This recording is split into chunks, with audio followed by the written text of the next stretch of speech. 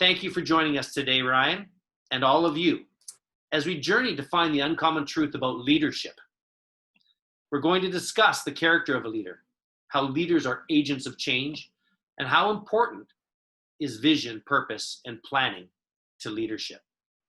Do you guys feel that great leaders are those that create, embrace, and manage change for the empowerment of people?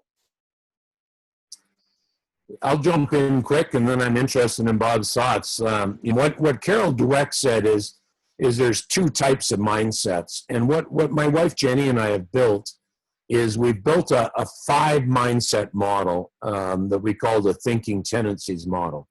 And we help leaders have an understanding of their thinking so that they can shift their thinking. That'll be our next book.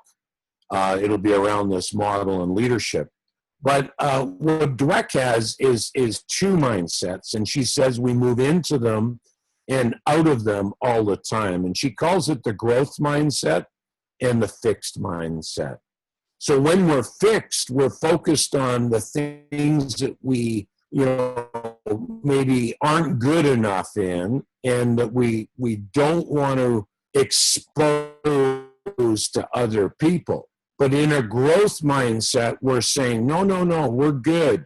I didn't pass the test next month. So those are the 2 sort of visions of how we see the world, as Carol Dweck says. And if we have a fixed mindset as a leader, we really struggle, because we basically say to people, you have to listen to me. I'm your leader. If we're in a growth mindset, we're much more in the place where we say, hey, I messed up as your leader. I'll get better and I won't do it again, but just know that I'm real and I'm on a journey with you. And what we find is that in a growth mindset do way with their teams. Right.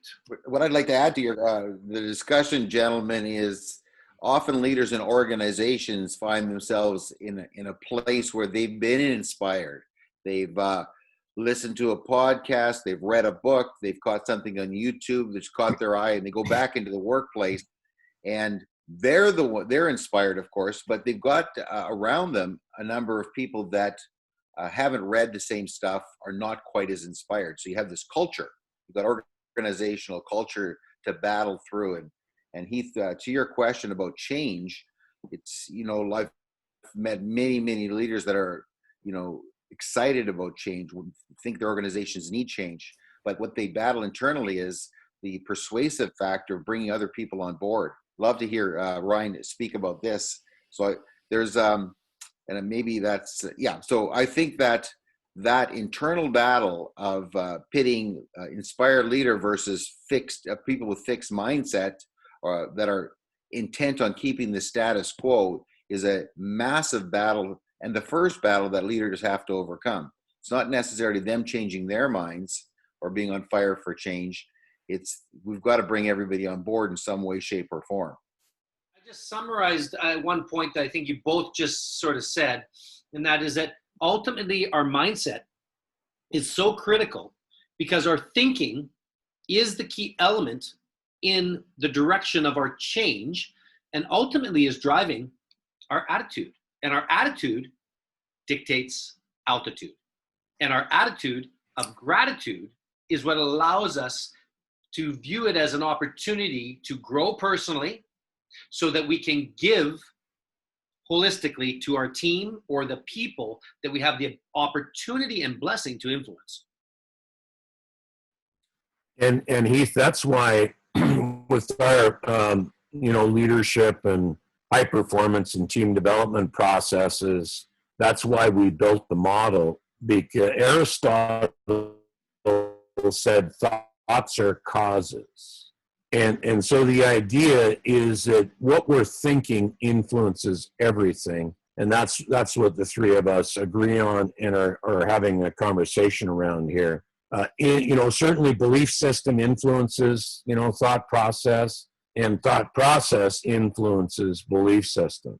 But this idea if we can't figure out, our thinking, and if we can't shift our thinking, and if we can't have deeper awareness about our thinking, then we're not going to create the change that Bob's talking about, whether it's personal or cultural. The other piece I'd fired Bob on that outer change to other people to change our team is this idea of influence. And we've done a lot of work on leadership and influence. There's a number of great authors in this area, but the idea that ethically influencing the thinking of our people is what leaders do in 2020.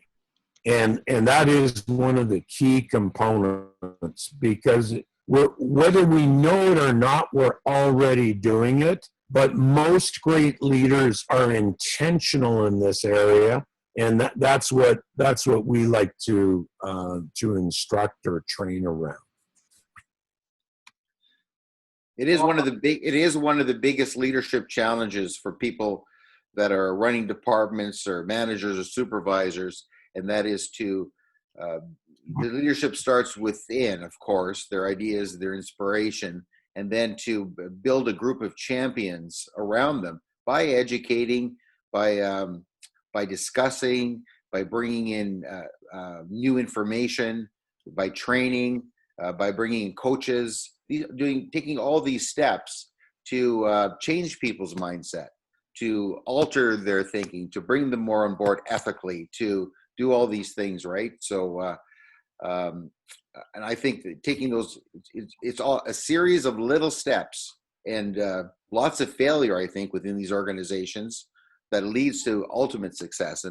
And probably maybe one of the greatest character strengths of all is just simply the perseverance of never giving up, knowing that you're right, knowing that it's the best thing, the right thing to do, and to go against, actually in many organizations, a lot of internal friction, negativity, hostility. Sometimes, Ryan, I've experienced that as well. It's like, it's really hard to change some organizations. The whole concept of change and the potential that we all have as individuals to lead in any given moment is, I think, a significant challenge for us all, because that really comes back to always how we think. In that moment, the belief or the meanings that we each are putting on what's occurring. And it really is, how do we manage challenge? I like what I heard from a gentleman named Miles Monroe. And he used to say that, that in the Chinese language, there is no problem or challenge. The actual definition of challenge in Chinese is opportunity. Opportunity, opportunity, opportunity. That's why they succeed in every community around the world. There's a Chinatown. And, I speak Chinese, I've lived over there, but that overall attitude is something that we can actually learn from. I think it's that change in itself is not a problem. It's not a challenge. It's an opportunity. And then as a leader, I think that in itself is, how do we change in a way that's going to first, as you said, Ryan, help us each grow individually, because we can only give what we have. And that then allows us to grow internally. Now I've filled my cup. Intelligent selfishness is another way of saying it. So I've gone out and learned, and now I can give from what I have. And leadership, really, as you just said it, and I'm just kind of having an epiphany to an acronym that Bob and I use a lot about life. Leaders live life and develop a life skill about living intentionally focused on executing or empowering change. What do you guys think true. about that? Well, there's it's not a missing element. It's because it's spread throughout everything we're talking about, but we haven't said the word yet, and so it's good to chat about it. people that no person creates change with low confidence. Mm. So in other words, this inner game that we're talking about, that's how we coin it, the inner game and the outer game. And the inner game that we talk about, is the self-efficacy, is the self-esteem, is the self-image. And the world of sport, does us a great service by calling it confidence. So one of the things that we help leaders develop is high confidence, but not high cockiness. Yes. So many people feel that, oh, that guy's overconfident. And I think I've come to the point in my life where I shoot back now and say, I'm not sure you can be overconfident. I am sure you can be over cocky. And one is looking at yourself and saying, I'm amazing. The other is that humility, right? That says, no, it's not that I'm amazing, but I'm not going to put myself down, because out of Heath's cup, the cup's got to be full or I can't give.